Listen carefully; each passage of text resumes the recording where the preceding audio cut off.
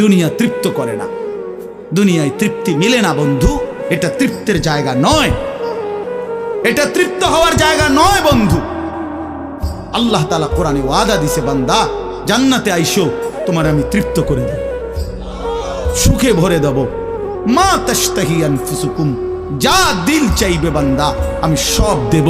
তোমার চাওয়া শেষ হইলে ওয়ালাদাইনা মাজিদ, আমার কাছে আরো অগণিত আছে কোটি কোটি নিয়ামত, যেগুলো তুমি নামও জানো না, চেনেও না বান্দা। তুমি চাও নাই, আমি আল্লাহ নিজের থেকে আরো কোটি কোটি দেব। তুমি আইসো বান্দা, তুমি জান্নাতে আসো, তুমি সবর করো, অপেক্ষা করো। আল্লাহ আমাকেও বুঝার তৌফিক দান করেন, সবাইকে বুঝার তৌফিক দান করেন।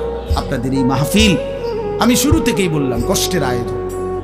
কষ্ট করে ভাবেন, নিজের ফিকির করেন, নিজের ভালো নিজের কল্যাণ ভাবতে শিখেন। আমি যে আয়াতগুলো পড়ছি এবার তর্জমা শোনেন, তাইলে আমার কথা শেষ। আয়াতগুলো মূল বক্তব্য হইল আল্লাহ তাআলা বলছেন এই পৃথিবী একদিন শেষ হবে, হাসরের মাঠ কায়েম হবে, মানুষগুলোর দুইটা অবস্থা হবে, কিছু আমার প্রিয় বান্দা হবে, কিছু নাফরমান বান্দা হবে।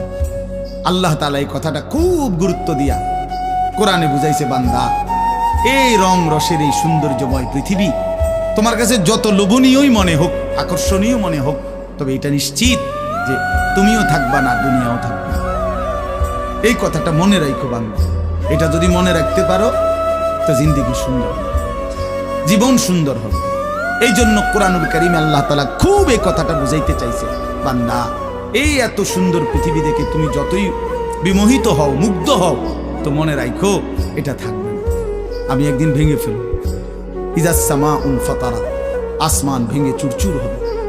বা ইদাল কাওয়াকিবুন তাসারাত, তারকারাজি খসে খসে পড়বে, পাহাড়গুলো উঠতে থাকবে তুলার মতো। ওয়াতাকুনুল জিবালু কাল ইহনিল মানফুশ ওয়া বুসাতিল জিবালু বাসসা, পাহাড়গুলো তুলার মতো উঠতে থাকবে, সাগর নদীর পানিগুলো টকবক করে উতরাইতে থাকবে।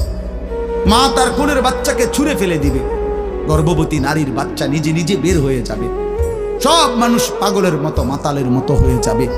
ইসরাফিল ফু দিবে, জমিনের মধ্যে ভূমিকম্প শুরু হবে, বিকট শব্দে আওয়াজ হবে।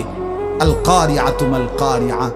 আল্লাহ তাআলা এই কথাগুলো বহুভাবে বহু আয়াতে বুঝাইতে চাইছেন, বুঝাইয়া বলছেন, বান্দা একদিন তুমিও শেষ হবা, আমার এই সৃষ্টি জগৎ শেষ হবে, হাসরের মাঠ কায়েম হবে। তো এখানেও আল্লাহ তাআলা বলছেন, কাল্লা ইদা দুক্কাতিল আরদু দাক্কান দাক্কা, সাবধান বান্দা, মনে রেখো এই জমিন একদিন চূর্ণ বিচূর্ণ হয়ে যাবে। কি হবে বলেন না? ওইখানে একটা কথা আছে, লম্বা কথা, অতুহিব্বুনাল মালা হুব্বান জাম্মা। আল্লাহ তাআলা বলেন, বান্দা দুনিয়ার মাল আর সম্পদের ভালোবাসাটাকেই তোমরা খুব গভীরভাবে দিলের মধ্যে বসায় লাইলা। তবে মনে রাখো, দুনিয়াকে তুমি যত ভালোবাসো, যত মজবুত করো, যত বিল্ডিং, যত ফাইলিং, যত মজবুতই হোক না কেন, এটাই মনে রাখো আমি আল্লাহ এই জমিন, এই সৃষ্টি একদিন ভেঙ্গে চুরে তছনছ করে ফেলবে, চূর্ণ বিচূর্ণ হয়ে যাবে। কাল্লা ইদা দুক্কাতিল আরদু দাক্কান দাক্কা। এরপরে হাসরের মাঠ কায়েম হবে। তো হাসরের মাঠের দৃশ্যটা আল্লাহ তুলে ধরছে যে হাসরের মাঠ কায়েম হবে, মানুষগুলো সব দাঁড়ানো থাকবে, আদম থেকে ইসরাফিলের ফু পর্যন্ত। এই দাঁড়ানো অবস্থায় আল্লাহ তাআলা বলতেছেন, ওয়াজা রাব্বুক, আল্লাহ তাআলা মহান আল্লাহ পাক, তিনি তার শান অনুপাতে হাসরের ময়দানে উপস্থিত হবেন।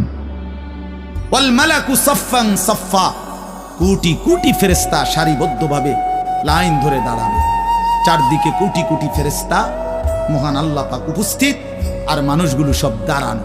এই কল্পনা করে হাসরের মাঠ। এবার কি হবে? আল্লাহ বলেন, ওয়াজিআ ইয়াউমা ইদিন বিজাহান্নাম। এই অবস্থায় ফেরেশতারা জাহান্নামকে ৭০,০০০ আগুনের শেকল দিয়ে টেনে হাসরের ময়দানে উপস্থিত করবে। মানুষগুলো সচক্ষে জাহান্নামকে দেখবে।